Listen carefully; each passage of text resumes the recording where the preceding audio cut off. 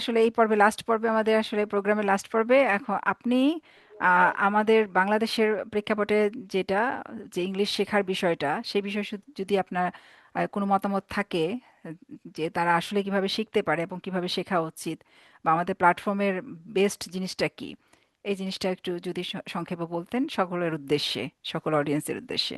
আমাদের বাংলাদেশে যেটা হয়, আমরা ট্রান্সলেশন বেসড ইংরেজি শিখি। এখনো আমি বাংলাদেশের অনেক অনলাইন প্ল্যাটফর্মে দেখি অনেকে প্রমোট করে, যারা ব্যক্তিগতভাবে ব্লগ করছে, ছোটরা তাদের ফ্যামিলি হয়তো কারো বড়দের সহযোগিতা নিয়ে তারা ট্রান্সলেশন করছে এবং ছোট ছোট রিল বানাচ্ছে, এবং এটা খুবই ভাইরাল হচ্ছে এবং অনেক ভিউ হচ্ছে। তার মানে বোঝা গেছে যে যেহেতু অনেক ভিউ হচ্ছে, তার মানে অনেক ছেলে মেয়েদের প্যারেন্টসরা এটা ফলো করছে, যে ট্রান্সলেশন।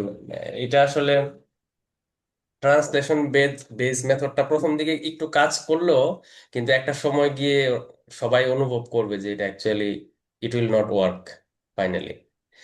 এটা এক্স্যাক্টলি, বাংলাদেশের প্ল্যাটফর্ম। 100% অ্যাগ্রি। জি, জি। আর আরেকটা বিষয় হচ্ছে, আম, আহ, যে বাচ্চা, যদি কোনো বাচ্চা আপনার প্ল্যাটফর্মের সন্ধান পায়, এটা আমি মনে করি তারা সৌভাগ্যবান হবে। কারণ আপনার এখানে খুবই গুরুত্বপূর্ণ দুইটা বিষয় আছে। আমি বলবো, একটা হচ্ছে প্যারেন্টসদের কাছ থেকে ফিডব্যাক নেওয়ার যে আপনার টেন্ডেন্সিটা, এটা বাংলাদেশের প্ল্যাটফর্মে খুবই কম। এবং প্যারেন্টস হিসেবে বাংলাদেশের প্ল্যাটফর্মগুলিতে, সেটা ফিজিক্যাল হোক ভার্চুয়াল হোক, ওইখানে মতামত দিতে গেলে ওনারা এই বিষয়টাকে আসলে অন্যভাবে দেখেন বা একটু নেতিবাচক ভাবেই দেখেন আমি বলবো। ওনারা মনে করেন যে ওনারা এই ব্যাপারে ট্রেন আপ অনেক ভালো বুঝেন, এখানে মা বাবাদের কাছ থেকে মতামত নেওয়াটা খুব একটা গুরুত্বপূর্ণ না। ফিলও করা হয়। যেটা আসলে সবচেয়ে বেশি গুরুত্বপূর্ণ। হ্যাঁ। আহ, আর আরেকটা বিষয় হচ্ছে, আহ, আমরা বাইরের এক্সপোজারটা পাচ্ছি।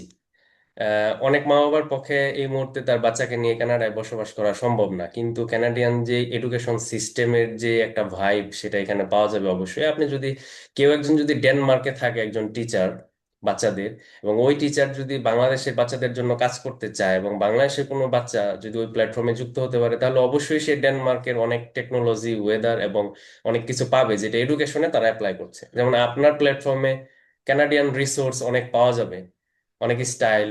এইটার পিছনে তো অনেক রিসার্চ আছে কানাডিয়ান গভর্নমেন্টের। তো সেইটা আমি হুম পাচ্ছি। হুম। আমার পক্ষে হয়তো এত রিসার্চ করা সম্ভব না। ব্যক্তিগত জীবনে মানুষ অনেক ব্যস্ত বিভিন্ন বিষয় নিয়ে, এবং অনেকের বিভিন্ন লেকিংসও থাকতে পারে। তো হ- যুক্ত হতে পারলে আমি মনে করি যে এই দুইটা বিষয় আমার কাছে খুবই ভালো লেগেছে, যে ফিডব্যাক নেওয়াটা এবং আমি একটা ইন্টারন্যাশনাল এনভায়রনমেন্ট দিতে পারছি ভার্চুয়ালি।